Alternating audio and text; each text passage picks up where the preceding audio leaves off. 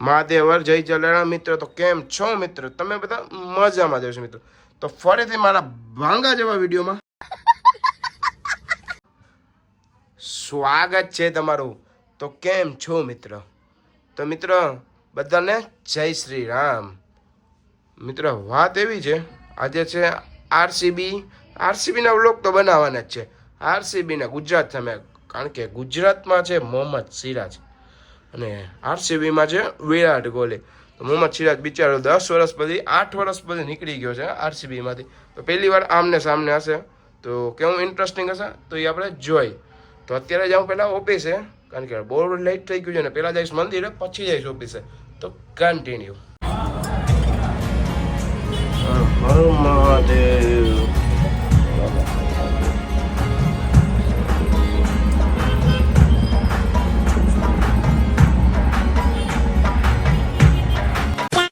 Finally મિત્ર આવી ગયો ઓફિસે અને વાગી ગયા છે 12. અને હવે હું તમને મળું બપોરે. અત્યારે અહીંયા કામ છે, તો કન્ટિન્યુ. તો મિત્રો ઘરે આવી ગયો ને ટીવી જોતા જોતા જમી લો. તો ફાઇનલી મિત્ર ઇંતજાર કી ઘડી ખતમ. હું આરસીબીની જર્સી પહેરી લીધી મિત્ર. તો મિત્ર ઉઠો હજી તો, કારણ કે સૂઈ ગયો હતો જમીને. તો વાર તમે જોઈ શકો, હજી મોઢું એ નથી ધોયું, પછી જઈશ ઓફિસે. તો મિત્રો જલ્દી મોઢું ધોઈ અને હું નીકળું ઓફિસે, કારણ કે મેચ છે સાંજે. પણ ટી શર્ટ અત્યારે જ પહેરી લેવાનું, પછી રાત્રે મોડું થઈ જાય તો ઓફિસે અહીંયા કામ જાજુ થઈ જાય તો ઓફિસે મોડું થઈ જાય. ટી શર્ટ પહેરવામાં વાર લાગ્યા, તો મેં કીધું જલ્દી ટી શર્ટ પહેરી અને પછી જાઉં ઓફિસે. તો કન્ટિન્યુ. તો આપણે ફૂલ સપોર્ટ છે આરસીબીને. મિત્રો કહાનીમાં એવું છે કે આજે બેંગ્લોર હારમાં આવી ગયો, કારણ કે બેંગ્લોરની 62 ભરી ગઈ છે મિત્ર. બહુ દુઃખની વાત છે. હજી મેચ હાર્યા નથી, પણ દુઃખની વાત છે. જીતેશને લિવિંગસ્ટોન રમે છે. તો ફાઇનલી મિત્રો 169 એટલે 170 કરવાનું. વોટા batting team ડેવિડને.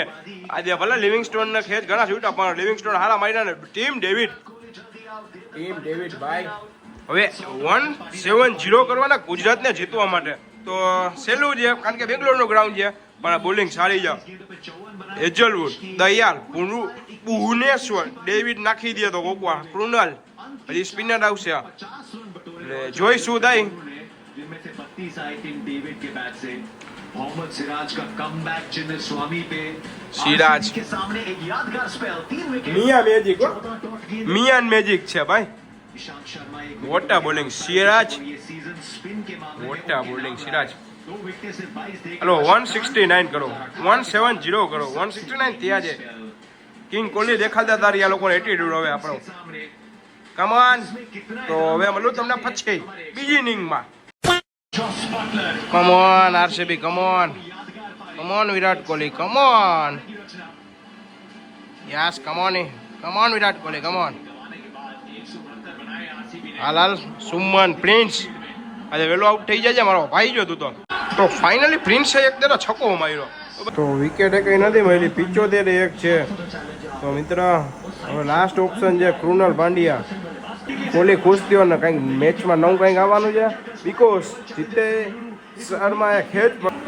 Finally match India તો ફાઇનલી મિત્ર આરસીબી લોસમાં આવી ગયું. 22 દરે ખાલી 28 રન જોઈએ છે ને બટલર હજી રમે છે કઈ સામે.